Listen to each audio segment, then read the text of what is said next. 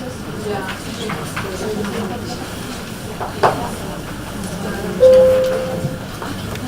pues buenos días y bienvenidos y bienvenidas a esta inauguración de la exposición sobre Arturo Dupérier. Vamos a castellanizar el apellido, supongo, de origen francés. Marte y mito de la ciencia española. Esto es la Facultad de Educación de la Universidad Complutense. Y aquí siempre nos gusta mucho tener este tipo de iniciativas del profesor Francisco González, porque realmente todo lo que sea difusión del conocimiento aquí nos interesa. Aquí trabajamos con el conocimiento, con su producción y con su difusión a través de la enseñanza. Por lo tanto, todo lo que sea poner en juego aquí, como a lo largo de la historia se ha ido creando ese conocimiento, aquí nos viene bien. Y a través del formato de exposiciones, pues tantísimo mejor, porque lo hace muy atractivo para nuestros estudiantes. A mí me gustaría pensar, no sé, esto quizás la familia que nos acompaña, que le agradecemos la presencia, nos podrían contar algo, que en este afán que tuvo Arturo Dupérier por crear, por descubrir, en el mundo de la física, que era donde trabajaba, tuvo mucha influencia el hecho de ser hijo precisamente de una maestra, doña Eugenia Vallesa Vela. Bueno, me gustaría pensar que precisamente porque aquí formamos maestros, fue precisamente su madre quien le infundió este afán por el saber. Luego quizás nos puedes contar alguna cosa al respecto. Buscando datos sobre su biografía que no tuviesen que ver con su proyección como investigador, porque de eso luego nos van a hablar en una conferencia y evidentemente no salí yo meterme ahí, pues eché mano de la hemeroteca y me encontré con una cosa muy interesante, que es un artículo del 25 de noviembre de 1936 de La Libertad, en el que el periódico cuenta como un conjunto de intelectuales, artistas, científicos de Madrid tuvieron que abandonar la ciudad, estábamos ya iniciada la guerra civil, para irse a Valencia. Pues estaban entre otros muchos Antonio Machado, también Arturo Dupérier, y hay una declaración de ellos en las que dicen, dale solamente un trocito muy pequeño. Dice: jamás nos hemos sentido tan españoles como cuando hemos visto que para librar nuestro tesoro artístico y científico, los milicianos que exponen su vida por el bien de España se preocupan de salvar los libros de nuestras bibliotecas, los materiales de nuestros laboratorios, de las bombas incendiarias que lanzan los aviones extranjeros sobre nuestros edificios. Queremos expresar esta satisfacción que nos honra como hombres, como científicos y como españoles, ante el mundo entero, ante toda la humanidad civilizada. Yo creo que ese es el tipo de vocación por el conocimiento que precisamente aquí en Facultades de Educación, donde se forman las personas que van a tener que transmitir a las generaciones jóvenes este conocimiento, realmente nos viene muy bien. Así que muchísimas gracias, Francisco, muchísimas gracias a la familia por acompañarnos, la hija de las nietas, y muchísimas gracias al conferenciante, que nos va a ilustrar realmente mucho sobre la figura de este insigne científico español. Yo ahora les voy a dejar para que sigamos con el acto, que no sé quién terminará.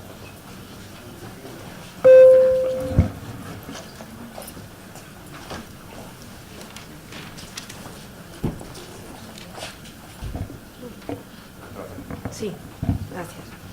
Don Gonzalo Jover Olmeda, decano de la Facultad de Economía de la Universidad Complutense, Francisco González Redondo, comisario de la exposición, y Francisco González de Posada, nuestro ilustre conferenciante. Mi familia y yo les agradecemos profundamente que hayan tenido a bien organizar esta interesante exposición con motivo del 60 aniversario del fallecimiento de mi padre, Arturo Dupérier, que se celebrará, Dios mediante, el próximo 10 de febrero del 2019. Gracias también a la Facultad de Educación de la Universidad Complutense, en cuya biblioteca se acoge la exposición, que luego veremos. Al recorrer la exposición, se aprecia bien la generosidad volcada en el trabajo que con tanto afán y éxito le ha dedicado el comisario Francisco González Redondo para los amigos Paco.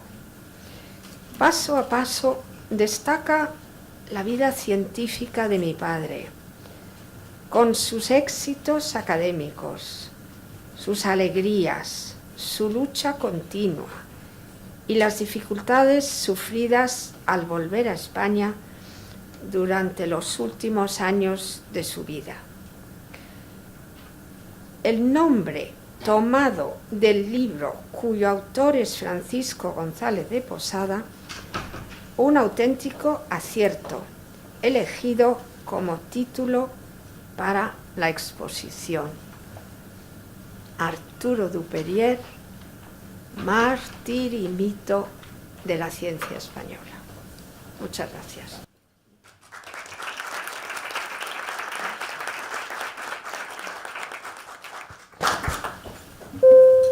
Buenos días, estoy aquí como presidente de la División de Enseñanza y Divulgación de la Física, representando a la Real Sociedad Española de Física. En primer lugar, quiero agradecer a Paco la invitación que me ha hecho para estar en esta mesa, lo cual me llena de alegría, ¿no?, en este acto tan emotivo. Unas primeras palabras sirven para recordar aquellos años en los que era estudiante en la Complutense, y hace muchos años, evidentemente, donde la figura de Duperier, estoy hablando de los años 60, pues era poco conocida en aquellos momentos en la facultad. Se hablaba de Duperier, se hablaba por los pasillos, se hablaba en los departamentos, pero realmente un estudiante, como era mi caso y muchos otros, pues la figura de Duperier en aquellos años no teníamos datos suficientes como para hacernos una idea precisa, aunque ya se hablaba del tema de la instrumentación que se había quedado en la aduana y otro tipo de cosas que en aquellos momentos pues no era posible comentar, o al menos yo en aquel momento.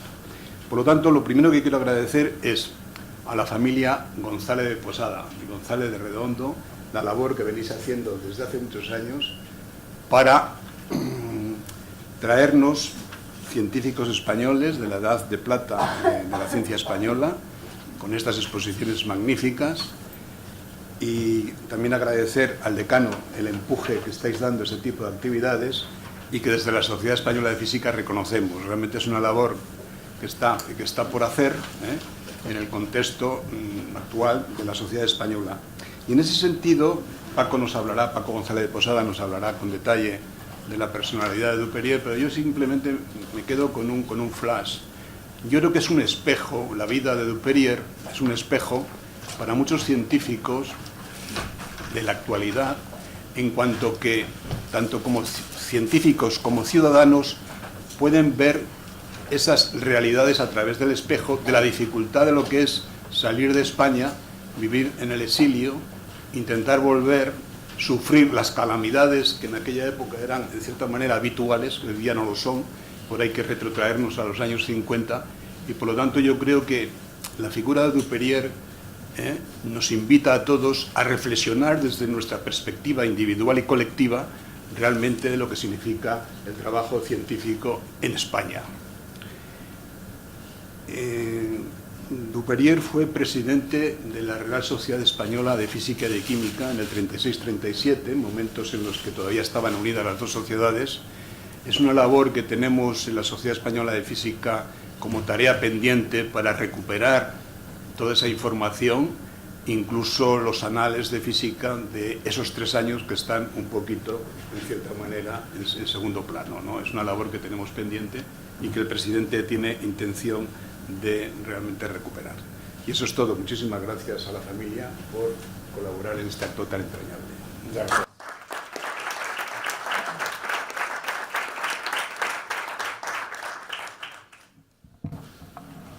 Pues buenos días. Me podría pasar media hora dando gracias a todos los que habéis venido, a la familia, por supuesto, a los compañeros académicos de las Reales Academias de Medicina y Farmacia, cuchareros, personas de Pedro Bernardo que nos acompañan, compañeros de la facultad y sobre todo a los alumnos. Yo a los alumnos les he dicho que son alumnos del grupo bilingüe, español-inglés de la Facultad de Magisterio, es el grado que hacen, que tienen que peregrinar a Kensington Park Road, a la casa donde vivió Arturo Duperier en Londres, en Notting Hill, y luego ya que se vayan a Portobelo, al Mercadillo. Sí, esta exposición efectivamente tiene una historia. Esta exposición que podéis ver, que cuando salgamos de esta sala, porque tenemos que evacuarla a las 12, porque hay un simulacro de evacuación, y todos ordenadamente bajaremos por las escaleras, no por el ascensor, saldremos por la puerta principal y no nos quedaremos en la puerta principal para no obstaculizar, sino seguiremos hacia las verjas exteriores y nos pondremos en la rampa hacia la biblioteca, que es donde a continuación visitaremos la exposición y veremos esto que vemos aquí. Pues tiene una historia, esta exposición tiene una historia, es una historia bastante larga. Y no empieza, porque así se ha dicho, con el libro en el año 1996, a partir del cual efectivamente se desarrolla la exposición, sino empieza en 1980, cuando el profesor González de Posada establece de alguna manera el marco de historiación de lo que tiene que ser la física, luego lo haría con la química española. Y si ampliamos un poquito ese programa en la Fundación Botín del año 80, y ya han pasado años, pues establece que hay que estudiar, por supuesto, el marco que se llamará la Edad de Plata, la figura de Blas Cabrera como padre científico de todos ellos y, por supuesto, Arturo Duperier como su discípulo predilecto, Miguel Catalán como otro de los que entran a trabajar en el Laboratorio de Investigaciones Físicas, Julio Palacios, que sería su primer doctorando importante, y todo ello había que verlo con un marco final. Sí, la ciencia española en el exilio, porque todos ellos acabarían exiliados. Unos en México, otros en el Reino Unido como Duperier, otros exiliados interiores como Julio Palacios o Miguel Catalán, y a todos había que dedicarles un esfuerzo. Y eso nos lo contaba Giral, Francisco Giral, el hijo de José Giral, el que era presidente del Consejo de Ministros en ese 18 y 19 de julio del año 36, el mismo Francisco Giral, ministro de la República en el exilio, en el prólogo a este libro que le encargó mi padre y maestro en ese año 80. Al reingresar en el escalafón de universidades en 1977, fui asignada a la Universidad de Salamanca. Previamente había solicitado su reincorporación a Augusto Pérez Vitoria. Fuimos los dos únicos catedráticos del exilio de ciencias que estábamos en situación de volver en activo a la universidad antes de cumplir la edad reglamentaria de jubilación o de haber fallecido, que ya les había pasado a muchos. La mayoría ya estaban fallecidos. Estando en Salamanca, un buen día recibí la llamada telefónica desde Santander, desde González de Posada. Con apoyo de los amigos de la cultura científica, fui invitado varias veces a disertar sobre ciencia española en el exilio, lo que se cumplió entre ese año 1980 y 1982. Bueno, pues esto ya veis que hacen unos cuantos años que han pasado, y eso pasaba porque había que recordar a los científicos del exilio. El interés de González de Posada por los científicos del exilio sobresalió desde el primer momento, llegando a adquirir niveles de auténtica emoción, lo que no ha sido frecuente en la España de la transición democrática, y no lo sigue siendo hoy en día, en el 2021, 18, 19, 20, 21. En este libro sobre la obra de los científicos españoles del exilio he tenido la valiosa colaboración a quienes hay que considerar coautores. Bueno, ese ciclo de conferencias del año 80 dio lugar a varias publicaciones, y entre ellas una pequeña monografía que podéis ver en la exposición, en esta colección que dirigía mi madre, que también la tenéis por ahí, profesora titular y que quizá la primera profesora de una escuela de ingenieros de caminos de España, creo, no lo sé. En cualquier caso, tardó el libro de Giral en ser publicado porque el coronel no tenía que le escribiera y Giral no tenía que le publicara. Y cuando yo acabé la carrera en el 88, pues fue mi primer trabajo, publicar parcialmente la ciencia española en el exilio de Giral en esa colección que empezaba a dirigir yo en ese momento.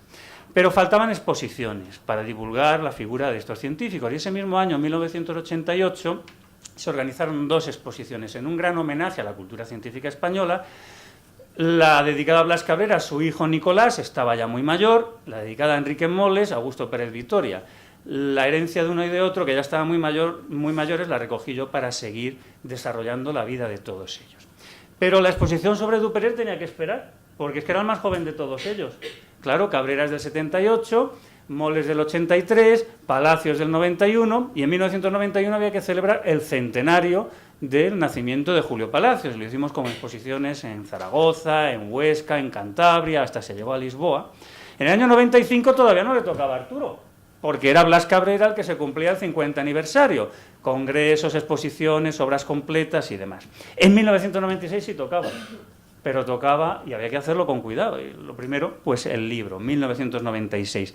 Pero había una coincidencia, y es que había nacido en noviembre de 1996, y precisamente en noviembre del 96 estábamos poniendo en marcha el Museo de la Física y la Química Españolas en Lanzarote.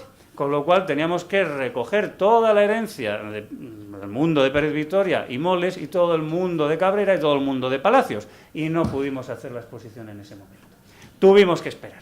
Pasados 10 años, pues le tocaba a otro insigne. Pero es que, claro, Ángel del Campo también era del año 81. Era más mayor que tu padre. Tampoco podíamos. Y había que seguir dando largas. Bueno, hasta llegar al 2018. En el 2018, pues tengo 5 exposiciones que se pueden ver. Una en el Instituto de Tecnologías Físicas del CSIC sobre Leonardo Torres Quevedo, no era Arturo. Otra en el Archivo Histórico Provincial de Ávila, que era sobre, en general, la Edad de Plata. Otra en el CSIC sobre Enrique Moles y otra en nuestra Complutense sobre Ángel del Campo. Y se estaba acabando el año. Y se estaba a las puertas de tener que anunciar que efectivamente el 10 de febrero del próximo año, pues sí, con esa posible conmemoración, los 60 años del fallecimiento, ya sí que no lo podíamos dejar pasar. Y como prólogo, pues parecía oportuno hacerlo aquí, en la Facultad de Educación. Cambiar la exposición que había sobre la Edad de Plata, maestros y discípulos en la Edad de Plata, por esta. Y ya sí la tenemos. Arturo Duperier, mártir y mito de la ciencia española. Y os preguntaréis, ¿y por qué? ¿Por qué es historiable Arturo Duperier? Bueno, eso ya no me toca a mí, eso le toca al conferenciante. Y como creo que nuestro decano nos tiene que abandonar, pues antes de presentar al conferenciante, pues que él diga unas palabras. Muchísimas gracias, Paco. Pues efectivamente yo estoy en Consejo de Gobierno, me he podido escapar de allí un rato un poquito sigilosamente sin que se notase, pero ahora tengo que volver. Lamento de verdad muchísimo perderme la conferencia de Francisco González de Posada, padre y maestro, según ha declarado él mismo, de Francisco González, para nosotros también siempre, evidentemente, Paco, y de no poder visitar la exposición hoy, pero lo haré en otro momento. Muchísimas gracias, de verdad, a los dos Pacos, muchísimas gracias, y también a la familia, y también a la Sociedad de Física, por acompañarnos y por traernos todo esto a la facultad para que podamos disfrutar de ella. Muchas gracias.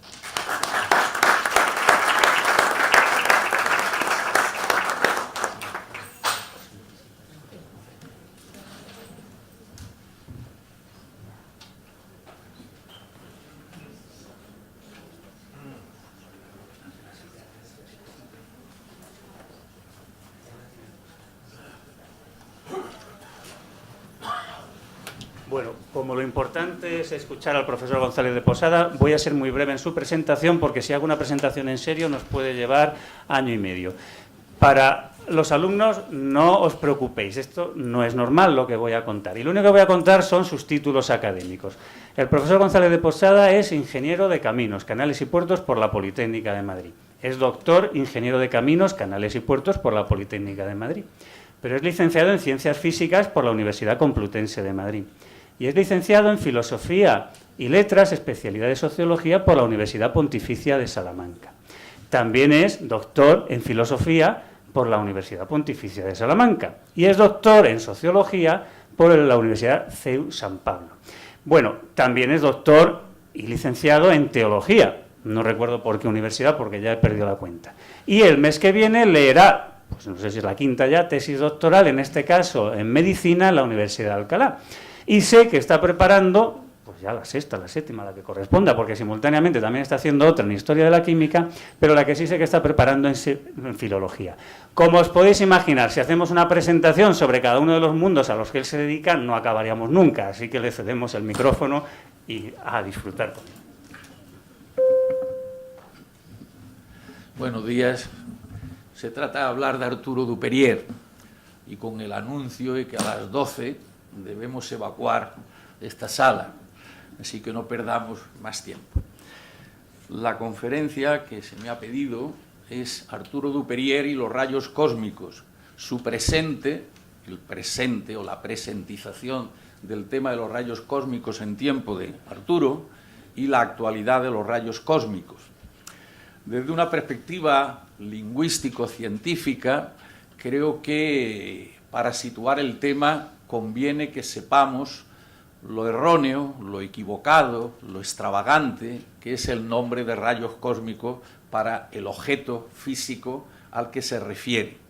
Vamos a ver si en muy pocas palabras y desde dos perspectivas distintas asumimos qué es lo que queremos decir con rayos cósmicos y por qué. La palabra clave o la palabra central es radiación. Radiación desde una perspectiva matemática es la efusión, difusión, dispersión desde un punto central de manera radial e isotrópica, en una perspectiva geométrico-matemática. Eso es radiar. Por eso hablamos, por ejemplo, con precisión absoluta de la radiatividad solar y pretendemos captar la energía radiada por el Sol en nuestros paneles energéticos solares. Los rayos cósmicos no tienen nada que ver con la radiación en el sentido geométrico-matemático básico de este concepto. Y desde el punto de vista físico, pues tampoco.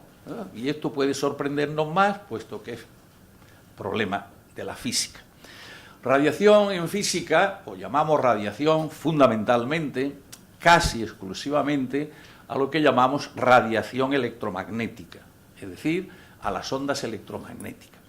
Y dentro del amplio espectro de las ondas electromagnéticas, pues desde las ondas de mayor frecuencia a las ondas de menor frecuencia, en sentido inverso, desde menor a mayor longitud de onda, pues esta es la escala de nuestro espectro. Rayos gamma, rayos X, a las ondas electromagnéticas de mayor frecuencia la llamamos rayos. Y estamos todos acostumbrados en el ámbito de la medicina a oír hablar de rayos X. Los rayos X no sabemos, entre comillas, qué querríamos decir con rayos, pero si seguimos en el espectro electromagnético hablamos todavía de radiación o rayos ultravioleta, el espectro luminoso ordinario, lo que es capaz de captar o somos capaces de captar con nuestros ojos, ondas, las ondas cortas, ondas medias, ondas largas de radio, televisión, más las ondas de radar, si queremos decir así. Pues los rayos cósmicos, de manera más o menos análoga, solo que sin tener nada que ver a ese otro uso de la palabra rayo, y esta es la idea capital que yo quisiera transmitirle, los rayos cósmicos son partículas matéricas, son elementos fundamentales de la naturaleza, de lo que está constituida precisamente por lo que llamamos materia. O lo que es lo mismo, para hablar de cualquier objeto físico o cualquier disciplina, para mí los elementos primordiales siempre, como recuerdo básico del comportamiento de la matemática en sus diversas ramas, es que lo que debemos dejar bien claro es la existencia y la naturaleza de aquello de lo que pretendamos hablar. Por tanto, nos quedaría todavía pendiente el hablar si existen o no existen estos entes a los que llamamos rayos. Sí existen. ¿Y desde cuándo existen estos rayos cósmicos para nuestro conocimiento científico humano? Pues empezamos a tener algo de noticia de ellos en el año 1910. No se sabía qué era, Hertz subía mediante distintos elementos, primero con globos, luego con otros instrumentos, para ver qué pasaba en nuestra atmósfera y por qué. Y esto prácticamente fue un mundo pues de ascetas científicos, de ficcionarios, de gente más o menos extravagante. Pero hubo un acontecimiento singular en la historia del pensamiento físico, que fue el año 1932, cuando Chadwick descubre el neutrón. Todo lo que existe en la naturaleza se concibe desde el año 1932, está constituido por tres partículas elementales. ya por fin podemos estar felices. Ya sabemos de qué está hecho el universo entero y todo lo que en el universo hay. Protones, neutrones y electrones. Aprovecho, pues, después de la bronca que he echado en el comienzo a mi física, vamos a decirlo así, para que a mis colegas químicos vean que también hay algo extravagante en su lenguaje. En química, todavía hoy, después de unos 150 años de haber establecido y bien establecido la tabla periódica de los elementos, a pesar de que algún otro español intentó, en su etapa de presidente del Comité Internacional de Pesas y Medidas, en la sección a la que correspondía esto, que todavía hoy en química siguen llamando pesos atómicos a lo que sin ninguna duda habría que llamar masas atómicas para saber de qué se habla, dónde se habla y por qué se habla. El lenguaje muchas veces nos traiciona a lo largo de la historia, ¿no? Bien, pues en el año 32, fijaos bien lo que quiere decir esto, ¿no? Nada menos que Bohr, ese gran genio de la física, en los momentos de máxima confusión y por otra parte de máximo logro en los descubrimientos científicos, la expansión del universo sin duda, la posibilidad de un Big Bang. Pues en ese año 32, Bohr, después de este acontecimiento al que me he referido, el descubrimiento del neutrón, pues se le ocurre decir nada menos, físicos en un congreso internacional, podemos dejar de hacer física porque ya no nos queda ningún problema fundamental por resolver. Ya sabemos todo lo fundamental que hay que saber de física. No quería ser menos Bohr, en este caso, que habían sido pues unos 35 años antes, Nietzsche, anunciando primero la muerte de la metafísica y después la muerte de Dios. La física ha muerto, ya podemos dedicarnos a otros menesteres. Pues unos meses después, y solo unos meses después, es cuando se comienza a descubrir otra familia de partículas que llamáramos después, hoy ya son otras, familias de partículas fundamentales de la física que en aquel momento pues se llamaban hadrones, globalmente. Y en el año 33, de inmediato, precisamente como consecuencia de las incidencias de esos, en ese momento desconocidas su naturaleza, rayos cósmicos o radiación cósmica, va a descubrirse en la atmósfera algunos de los elementos de esta nueva familia, fundamentalmente muones, piones, cauones, etc. Bueno, pues fíjense ustedes, en el año 33 y hasta el año 33, bueno, yo tengo aquí para dar 3 horas, pero como sé que nos van a echar pronto, prefiero centrar el tema en este año para situar la figura de Arturo Dupérier en su gran contribución a los rayos cósmicos. Pues en el año 33, Arturo Dupérier va a obtener la cátedra de geofísica. Después de una historia, han visto ustedes, que nace en el 96, 33 y 4, 37 años, en la que ya es ciertamente una autoridad científica junto a Blas Cabrera por el trabajo tan exquisito, tan extraordinario que han hecho en magnetismo de la materia, fundamentalmente en lo que llamamos paramagnetismo. Con la ecuación, aportando la ecuación a la que dedicamos un capítulo en este libro, la ecuación Cabrera-Dupérier del paramagnetismo, globalmente expresada formalmente en términos matemáticos, pero como fundamentación básica de lo que en esos años estaba ya constituyendo lo que llamamos la física cuántica o mecánica cuántica.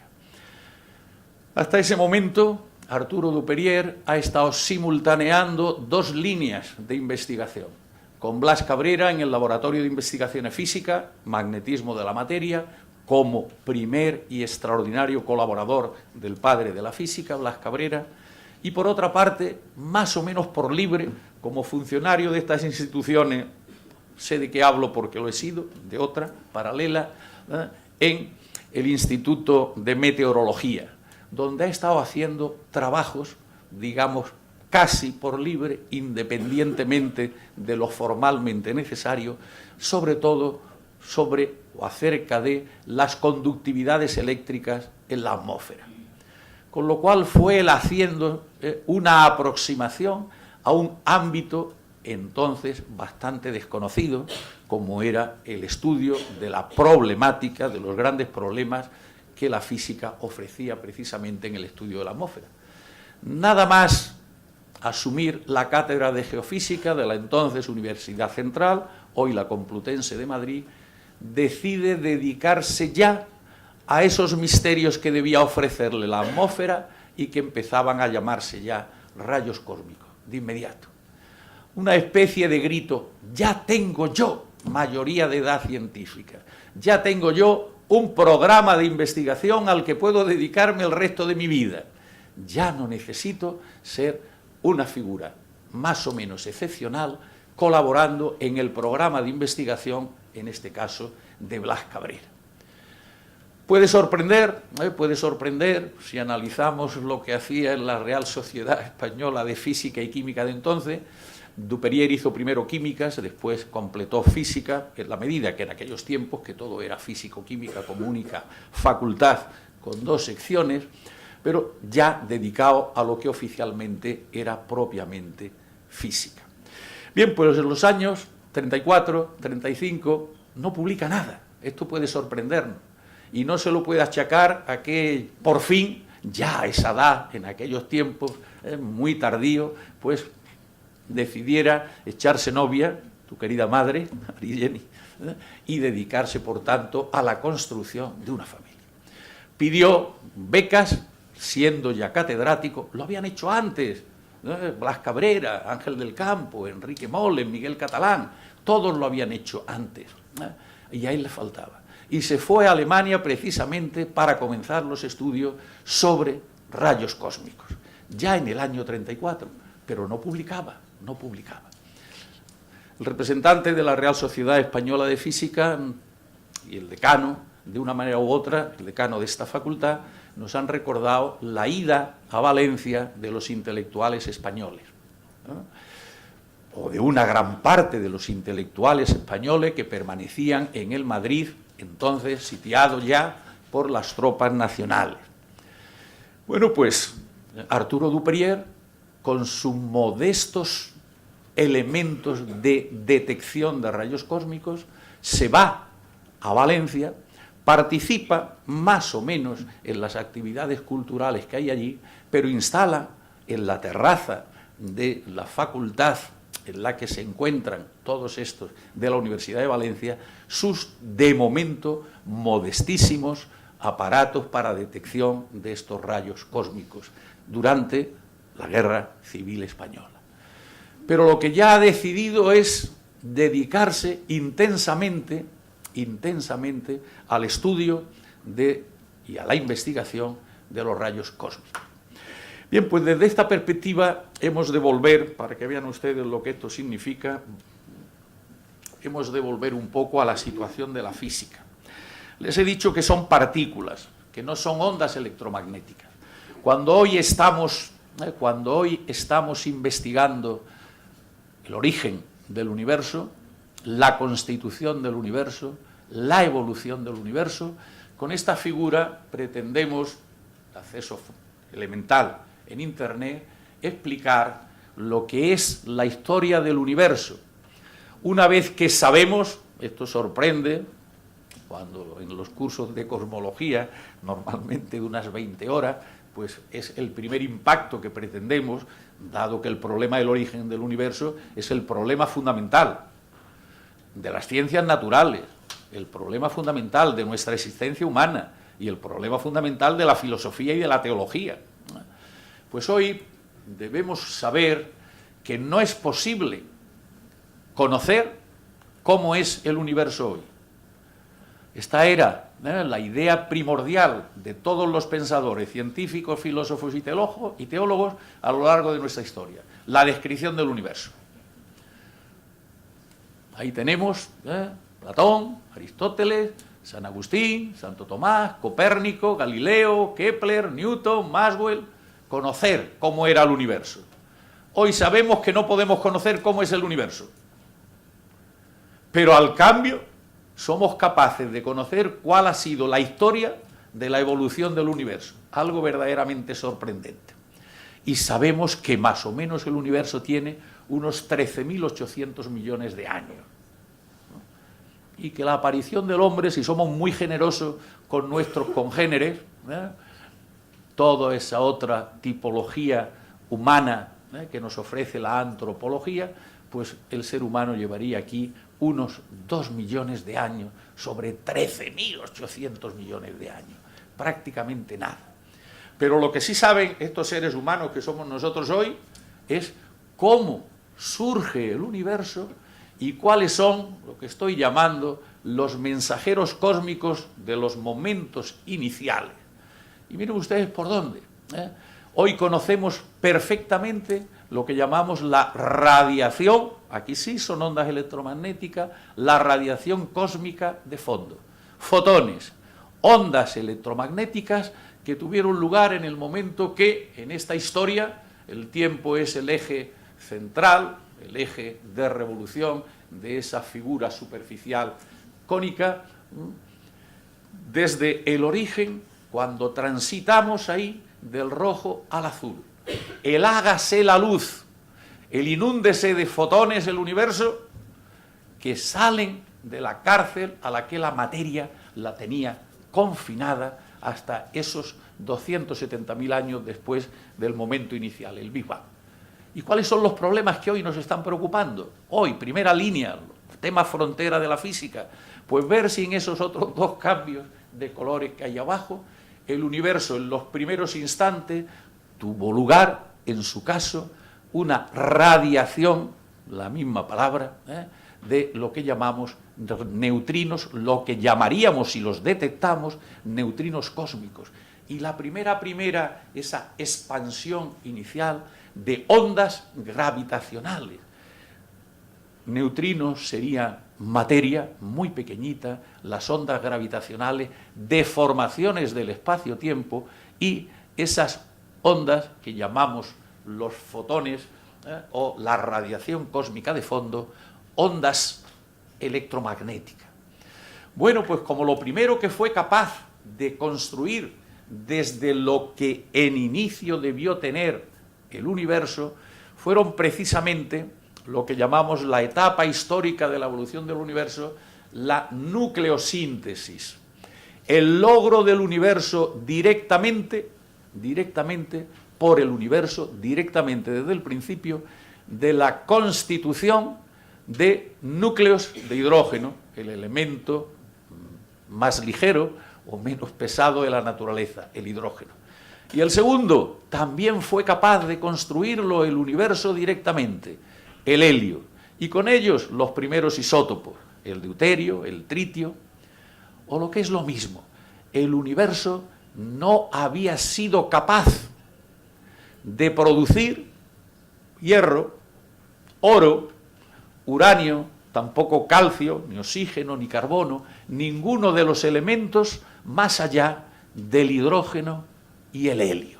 Importante que tengamos esto presente, para que veamos dónde está la problemática de los rayos cósmicos todavía hoy. En consecuencia, era necesario que se formaran como concentraciones gravitacionales de esas grandes producciones de protones que en el momento en que perdió energía el universo eran capaces de captar electrones para ir constituyendo los primeros elementos después, pero solo con los núcleos, el hecho de que existieran protones, ya tenemos núcleos de hidrógeno. Y el hecho de que tengamos núcleos de helio, ya tenemos partículas alfa. Bueno, pues lo importante, y esto todavía es un asunto pendiente, porque es mistérico, es que además de esas ondas gravitacionales, deformaciones del espacio-tiempo, además de esas hipotéticas en las que creemos, neutrinos cósmicos, y además de esa radiación fósil de fondo en la frecuencia o las longitudes de onda de microondas, que es la radiación fotónica que captamos en todas direcciones, resulta que desde el origen del universo pueden existir en el universo protones y partículas alfa sueltas, núcleos de hidrógeno y núcleos de helio. Bueno, yo les he dado a ustedes la clave. Las partículas a las que llamamos rayos cósmicos, más del 90% de ellas son protones y partículas alfa. El problema está en si esas partículas alfa y esos protones ultraenergéticos, supraenergéticos, que vienen con una energía, como corresponde, a velocidades muy próximas a la velocidad de la luz, con una energía impresionante, que llamamos ultraenergéticas a estas partículas, ¿de dónde provienen? Porque, claro, la cuestión complementaria es que desde hace 13.800 millones de años ya habrían perdido, como todas las demás, de ahí la dificultad de su detección, ya habrían perdido esa impresionante energía que tienen. Pero, ¿y si no provienen estas partículas, estos protones ultraenergéticos y estas partículas alfa ultraenergéticas, si no proceden del Big Bang, ¿de dónde proceden? ¿Dónde pueden captar esa impresionante energía con la que algunas de ellas pueden llegarnos a nosotros? Aquí tienen ustedes dos problemas, por tanto, de máxima actualidad como referente para lo que quieran conocer. Bueno, a mí me gustaría poder hablar de muchísimas cosas, pero no hay lugar. De esto es de lo que os he querido hablar un poquitín, pero vamos entonces a ver, por lo menos, para que tengan ustedes una impresión también. Mirad, este cuadro es lo que en cosmología intentamos hacer para captar esos rayos cósmicos. ¿Se mueve aquí? Sí. Bueno, pues fíjense ustedes, para estos niveles de energía creciente, y aquí tenemos el flujo, la cantidad de partículas que corresponderían a cada una de estas situaciones de energía. Bueno, pues una partícula por kilómetro cuadrado y por año representaría esta posibilidad. Los que tienen toda esa energía podríamos captar uno de estos protones o una de estas partículas alfa por kilómetro cuadrado y por año. ¿Qué sirve que yo pusiera aquí un detector y me pasara aquí un día y 2 días y 3 días y 4 días y 5 días? Detrás de eso estamos, detrás de eso está la humanidad. Pero claro, si hay una partícula al año por kilómetro cuadrado, ¿qué tipo de detectores tendríamos que colocar? Bueno, como no disponemos de más tiempo, vean ustedes lo que es. Bueno, aquí les pongo más o menos qué son estas partículas, por lo bastante que se puede conocer ya de ellas.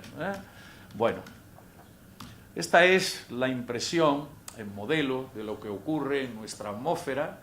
Incide un rayo cósmico, producen reacciones nucleares en los núcleos de nuestras moléculas atmosféricas y se va produciendo pues un chaparrón, una dispersión de sucesivas reacciones en cadena que llamamos también chubascos de sucesivas partículas. Bueno, pues estos son representaciones de las acciones que hacen o que ejercen estas partículas. Y lo que podemos captar en la superficie de la Tierra, pues ya son las radiaciones secunda, fruto de lo que nos llega a la superficie de la Tierra en los terrestres. Bien, pues fíjense ustedes, trampas para estas superpartículas. 1.600 detectores es la última noticia que se ha hecho pública. Cada uno de esos chaletitos, vamos a llamarles simplemente así, es un tanque de agua situado cada uno de ellos a algo más de 1 kilómetro, de 1 kilómetro.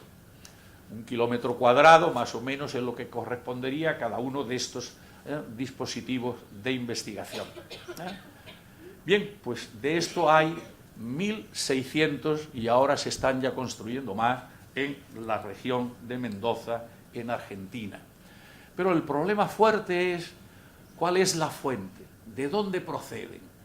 No es creíble, aunque pudieran ser, si posteriormente han sido acelerados, no sabemos dónde, no pueden ser de los producidos tras el Big Bang, porque tendrían necesariamente mucha menor cantidad, verbo de la física, menor cantidad de energía que la que tiene. ¿Son los agujeros negros posible fuente? Pues no está tampoco nada claro. ¿Es en las proximidades de los agujeros negros donde pueden estas partículas captar su energía? Pues parece harto difícil por el conocimiento actual. Bueno, pues solo hay unos 1.600 detectores, son trabajos internacionales en los que colaboran numerosos países para que esto sea o fuera así. Bueno, yo había previsto hablar unos 20 minutos de radiación cósmica para hablar otros minutos de Arturo Dupérier un poquito más, ¿no? Bueno, esta es la casa en la que nació Arturo Dupérier y en la que, de una manera u otra, coexistían la escuela de la madre, maestra a la que se ha referido nuestro decano, y la farmacia del padre. Arturo Dupérier, en 1896, pues tenía unos padres más que dignos en el nivel cultural, aunque fuera en un pueblecito, vamos a llamarle cariñosamente así, como Pedro Bernardo, ¿eh? Eran tiempos en los que con dificultad podríamos decir que en España toda, no ya en una población de estas dimensiones, pues no más del 10% eran no analfabetos, no analfabetos. Bueno, pues nació en Pedro Bernardo, estuvo allí más o menos en los 10 primeros años, tuvo un hermano mayor y una hermana que murieron siendo niños, lo que esto fue significando para el ser humano, Arturo Dupérier, al que le estuvo rondando la enfermedad y la muerte, pues prácticamente desde niño. Después moriría la madre y finalmente el padre, al que él había recogido. Bueno, este es el ambiente durante los estudios universitarios. Esto debe ser del año 17, 18, porque está aquí el profesor que sucedía a Julio Palacios, que lo teníamos entonces en Holanda durante la Primera Guerra Europea. Y ahí podemos ver a Arturo Dupérier muy bien situado y rodeado por sus compañeros en el tránsito de su título de químicas al título de física. La idea de su integración con Blas Cabrera, el padre de la física española y el gran estudioso e investigador sobre magnetismo de la materia, con el que colaboró Dupérier. Es importante recordar el año 23. El año 23 viene Einstein a España y está con el grupo. Empezamos por la izquierda, Ángel de primera fila, Ángel del Campo, siguiente Blas Cabrera, ahí tenemos a Arturo Dupérier, Einstein lógicamente en el centro, y digamos los que conocían aceptablemente o muy bien el alemán, Julio Palacios, y ligeramente Miguel Catalán en aquellos momentos, atendiendo a Einstein, que nos ha honrado con su presencia. Bueno, esta es la ecuación de Cabrera-Dupérier, en la que sobre la susceptibilidad magnética, para que por lo menos hayamos oído alguna vez, perdonad los que no seáis de este mundo, pues la introducción de esta constante, dimensionalmente análoga, claro, a la susceptibilidad magnética de la sal, objeto de estudio. Este es el término corrector de las temperaturas, y con la imagen clásica de toda la física tradicional, pues todas las magnitudes eran directamente, todas las leyes se concebían para magnitudes que tenían que conformar leyes de exacta proporcionalidad. Esto lo que quiere decir simplemente que la susceptibilidad magnética es inversamente proporcional a la temperatura del cuerpo, porque el producto de las dos, si la T la llevamos al otro miembro, es inversa, ¿no? Es una constante, la constante del paramagnetismo. Fueron capaces de ver en las tierras raras, con una precisión en la investigación verdaderamente asombrosa, cómo podían conservarse esta ya entonces ley de Curie-Weiss para que fuera la ecuación de Cabrera-Dupérier como se la acabó conociendo. Bueno, entre los muchos documentos que podríamos hablar, pues es importante lo que Van Vleck, en el cincuentenario, ¿no?, de estos acontecimientos, en el centenario, perdón, del nacimiento de Cabrera, pues dejaron escrito sobre este trabajo de ambos.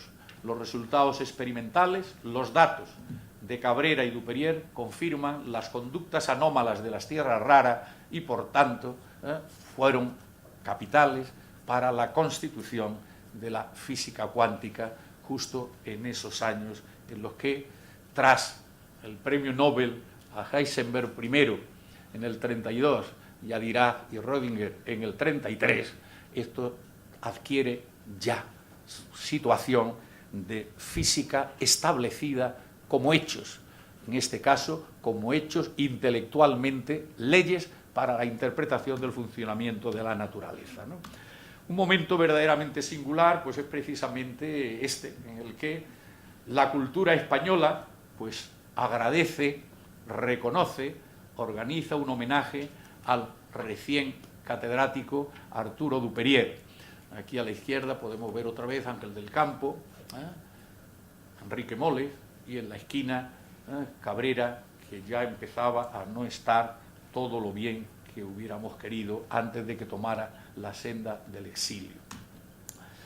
Esta vez ya pues, un documento para el pasaporte, el certificado de registro en su ida a Inglaterra, que lo logró, por supuesto, porque se dieron un conjunto de circunstancias que hicieron factible su ida a Inglaterra durante nuestra guerra civil, con los permisos del gobierno republicano y una más que magnífica acogida en los centros ingleses, y fundamentalmente por Blackett, que sería Premio Nobel de Física en el año 48, en los momentos solemnes en los que Arturo Duperier pues era ya conocido en todo el mundo, su maestro en radiación cósmica y el que le fue abriendo las puertas, aceptándolo en su equipo de investigación y dándole una autonomía completa para que siguiera haciendo él sus trabajos de radiación cósmica. Años felices, ¿verdad?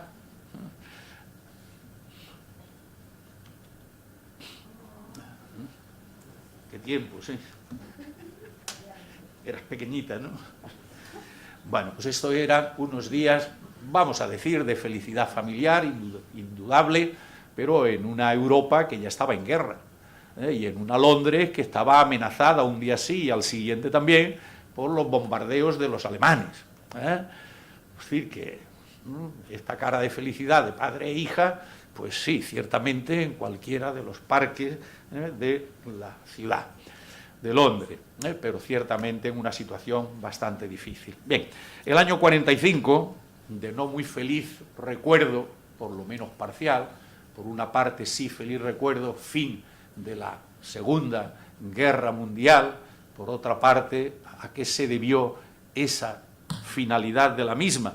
Pues a Hiroshima y Nagasaki, es decir, al gran descubrimiento práctico de una de las predicciones de Einstein: pequeñísimas cantidades de materia en unas determinadas circunstancias hacen posible la generación de una impresionantemente grande cantidad de energía, si está en una situación determinada esas pequeñas cantidades de materia que van a generar esas bombas que llamamos atómicas. Bueno, pues hay que explicar desde Londres hay que explicar al mundo también en qué han consistido esos artefactos científicamente, y se elige a la figura de Arturo Duperier para que la BBC de Londres pues difunda por el mundo la caracterización científica de ese tristísimo, gravísimo acontecimiento. Bueno, llega la hora de volver a España y por lo menos pues recordemos cómo aún formalmente, claro, por la prensa del tiempo, los científicos del tiempo y cómo se habían desarrollado los acontecimientos, pues era dar la bienvenida a un republicano que volvía ya a su pueblo. No hace falta tampoco decir que una parte importante, sin ninguna duda mayoritaria, de las poblaciones españolas campestres, pues eran de todavía recuerdo más o menos republicano, independientemente de que toda esa sociedad estuviera completamente permeada por el franquismo o por eso que llamamos también históricamente el nacionalcatolicismo. Dentro de este doble contexto, ahí se concitaron los unos, los otros y todos, precisamente para dar la bienvenida a Arturo Duperier. Hay ahí una población, pues por lo menos triple de lo que Pedro Bernardo podía tener en personas de esa edad en aquel momento. Algo verdaderamente de apoteosis popular, verdaderamente extraordinaria, la recepción que se le hace a Arturo Duperier después de que había solicitado, deseado, querido, como se pone en tantas páginas del libro y también en la exposición, estar aquí. Ustedes no se dan cuenta, pero yo sí que me están mandando callar, ¿no? En consecuencia, vamos a dejarlo aquí, reconociendo o recordando las dificultades de encaje de esta excepcional figura de la ciencia española, en la ciencia española, en la física española de aquellos tiempos, cuando en el año 53 decide venir aquí. No encuentra el calor que debía haber tenido de sus colegas, de sus compañeros, de las autoridades de la ciencia española, aunque dos figuras señeras, digámoslo así, de las letras o de la política en aquel momento, Pedro Laín Entralgo, rector de la Universidad Central, Complutense, y Joaquín Ruiz Jiménez, ministro de Asuntos Exteriores, pues sí, movieron Roma con Santiago, que solemos decir, para que llegara. Bueno, como el profesor Francisco González Redondo ha preparado este acontecimiento como prólogo, espero que tengamos otras oportunidades para hablar más a fondo de Arturo Duperier persona y de Arturo Duperier como científico y figura mundial en rayos cósmicos. Muchísimas gracias.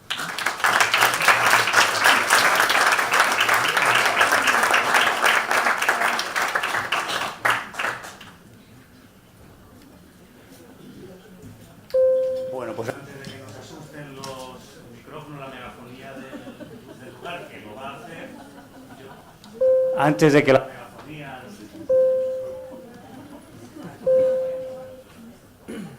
Antes de que la megafonía nos diga que tenemos que salir corriendo, nos levantamos tranquilamente, vamos evacuando, salimos por el pasillo, bajamos las escaleras, salimos por la puerta principal y nos encaminamos hacia la rampa que da acceso a la biblioteca para que cuando nos autoricen, porque la biblioteca también será evacuada, pues entramos en la sala y vemos la exposición por todos aquellos que queráis seguir acompañándonos.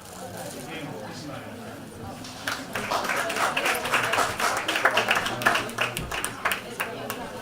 Espera, que ya tenemos que